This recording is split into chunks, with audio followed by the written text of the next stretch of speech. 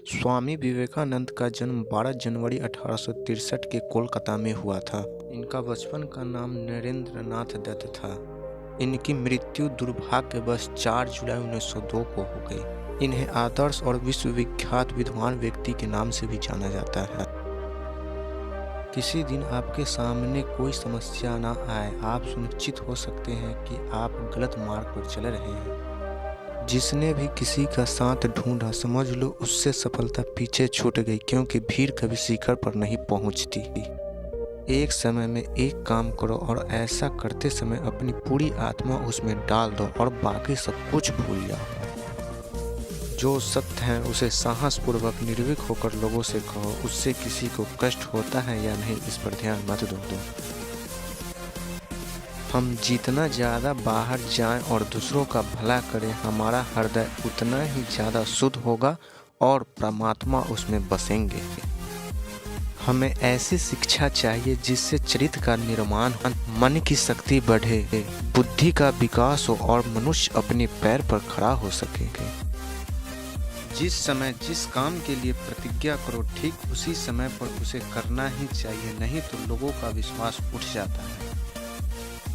धर्म ही हमारे राष्ट्र की जीवन शक्ति है। यह शक्ति जब तक सुरक्षित है, तब तक विश्व की कोई भी शक्ति हमारे राष्ट्र को नष्ट नहीं कर सकती। विवेकानंद के अनुसार पढ़ने के लिए जरूरी है एकाग्रता, एकाग्रता के लिए जरूरी है ध्यान, ध्यान से ही हम इंद्रिया पर संयम रखकर एकाग्रता प्राप्त कर सकते हैं।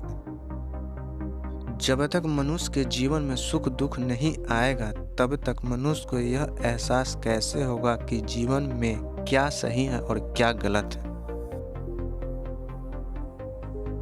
आप जोखिम लेने से भयभीत न हो। यदि आप जीतते हैं तो आप नेतृत्व कर सकते हैं, यदि हारते हैं तो आप दूसरों का मार्गदर्शन कर सकते हैं। लोग तुम्हारी स्तुति करें या निंदा, लक्ष्य तुम्हारे ऊपर कृपालु हो या न हो, तुम्हारा देहांत आज हो या युग में, परंतु तुम न्याय पथ से कभी भ्रष्ट न होना। विवेकानंद ने अपने अनुभव को बताते हुए ये कहे हैं कि अनेक देशों में भ्रमण करने के पश्चात मैं इस निष्कर्ष पर पहुंचा हूं कि संगठन के बिना संसार में कोई भी महान एवं अस्थायी कार्य नहीं किया जा सकता। दुनिया में अधिकांश लोग इसलिए असफल हो जाते हैं क्योंकि विपरीत परिस्थितियां आने पर उनका साहस टूट जाता है और वह भयभीत हो जाते हैं।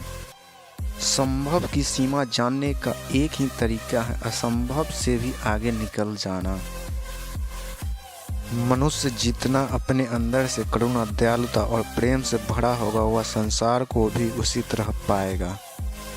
तुम अपनी मंजिल को तो रातों रात नहीं बदल सकते, परंतु अपनी दिशा को रातों रात बदल सकते हो।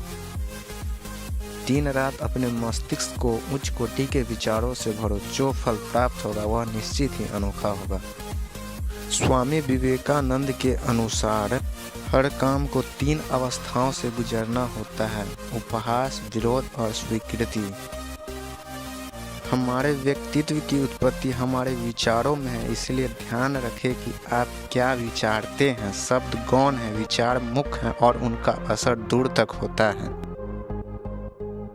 दोस्तों, ऐसा ही इन्फॉर्मेटिव, नॉलेजेबल और मोटिवेटेड वीडियो चाहिए तो कमेंट में आप हमें जवाब दे सकते हैं। हमारे चैनल पर नए हो तो चैनल को लाइक, शेयर और सब्सक्राइब जरूर करें।